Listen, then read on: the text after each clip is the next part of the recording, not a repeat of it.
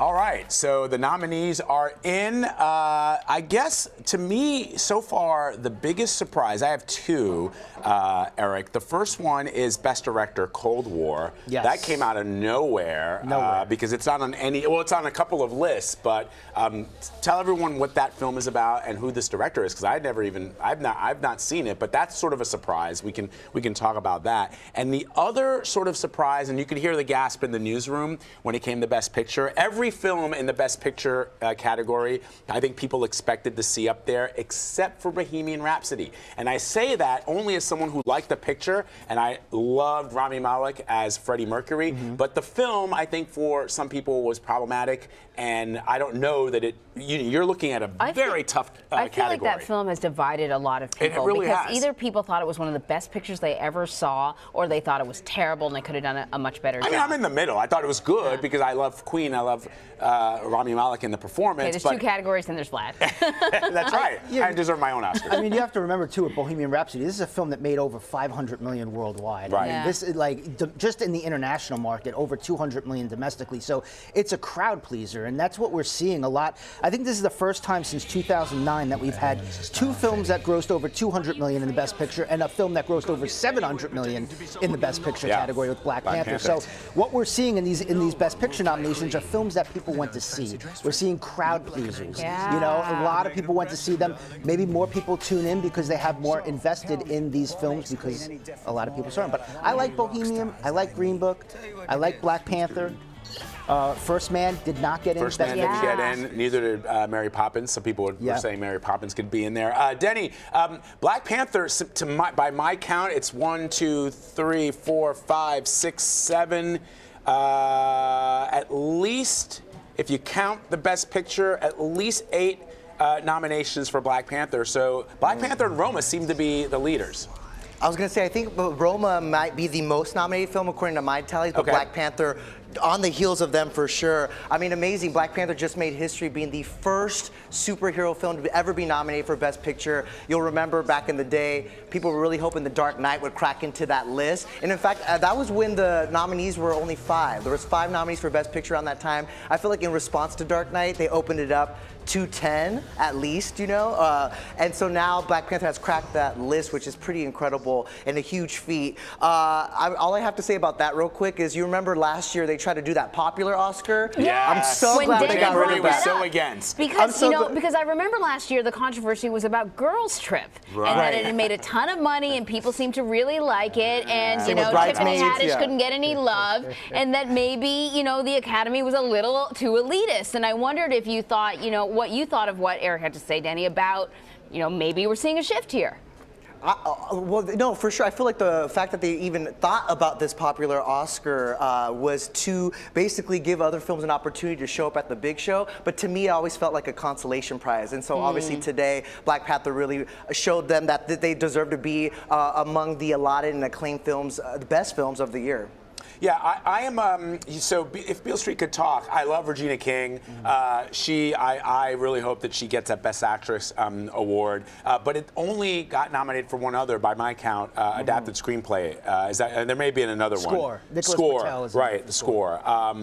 That's kind of a surprise, I think, for some people. Yeah, would have liked to see that nominated for Best Picture. But we're in New York right now. We got to give props to Spike Lee. Yeah, this is Spike Lee. First time he's ever been nominated for Best Director. What is the first time one of his films has ever been nominated for Best Picture? Right. So I think that's great. And I'm happy for adapted Spike Lee. screenplay, although it's not Spike, but his film. Exactly. I'm really excited for him. He's another one of those individuals like Denzel Washington we've talked about who've been robbed in the past for the Best Director.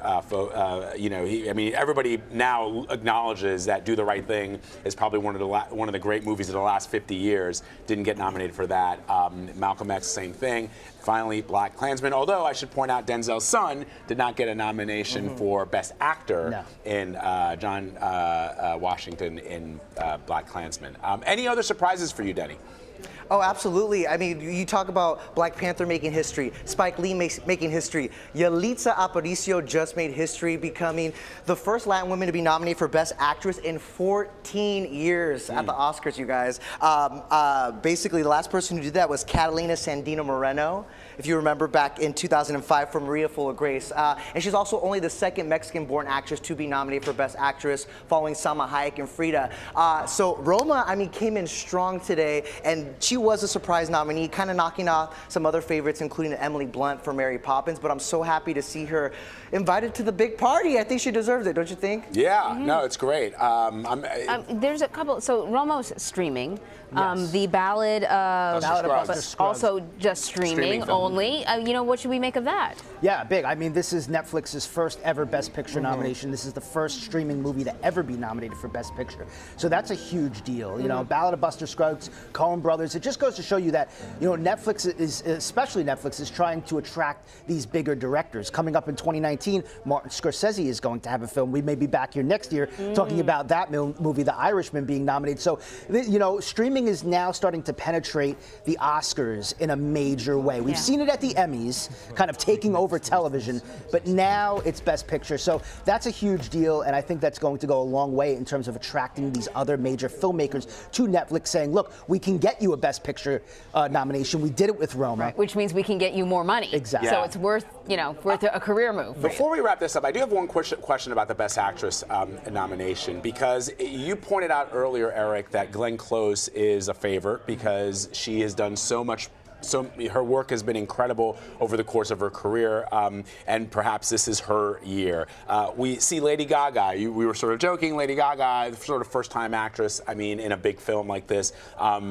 But I am curious by Yalitza, because the Academy has historically in the past given it to ingenues that have gone on to do incredible things, but usually sometimes you sit back and you scratch your head and say, My Cousin Vinny, you know, or Mighty Aphrodite. Right? I mean, there have been actresses who've been awarded this nomination against others that have had distinguished careers, and I wonder here if they might go with the safe choice, which is Glenn Close. Well, it's interesting. You know, I was just at the Critics' Choice Awards last weekend, and Glenn Close and Lady Gaga tied. Oh, right. That's right. Yeah. For Best Actress. Yeah. You know, so you do think, like, okay, so a lot of people are voting for each one of them. Does that cancel it out? And does somebody like Yalitza all of a sudden sneak in and shock everyone and win Best Actress? So we'll have to see. If I'm going to say Glenn Close, I think she's probably going to win it. Nominated a bunch of times, never won before. Veteran actress, an icon, a legend. I think Glenn Close is going to get it, but we'll see. No one will be mad. Before we let you go, I got to ask you guys your take on this non-hosted show. Didn't work out so well the last time. I think it was probably one of the most panned Oscars. But hey, maybe they've learned from their mistakes. You know, it's interesting. Last year, my buddy, he watched the opening and then turned it off, watched Get Out, and then came back for the end. So a lot of people, you know, in the suburbs, they want to see the beginning and they want to see the end. Right. And so I really think no matter hostless or with a host, they got to start off in a big way with a big bang, and then line it up for, okay, look, we have Lady Gaga and Bradley Cooper. They're going to perform. Bring Kendrick Lamar out. He's going to perform. You know, show us more of your cards of why we should be tuning in. Right. I think the Oscars needs a little bit of that, and they say they may track out the Avengers. Maybe the Avengers come out. It's ABC. They could bring out all the Avengers and tease Avengers Endgame, which comes out in May. I think the Oscars should hire you. Right? You got a good game plan there. Disney's having a huge year. Show some of your trailers. Show some of these movies. What about you, Denny? What do you think about the non-hosted Oscars? Well, you know, Erik, we actually talked to Kevin Feige at the Producers Guild Awards about the rumors, about, you know, the big push on the internet for the Avengers to assemble on the Oscar stage. He played a little coy with us, but he did say, you know, I'm leaving that up to the Academy and to all the stars reps. So there might be hope. I don't know. He did play a little coy in my taste. But, you know, we've talked to a lot of people about the fact that there is not an Oscars host yet and who they would like to see take the job.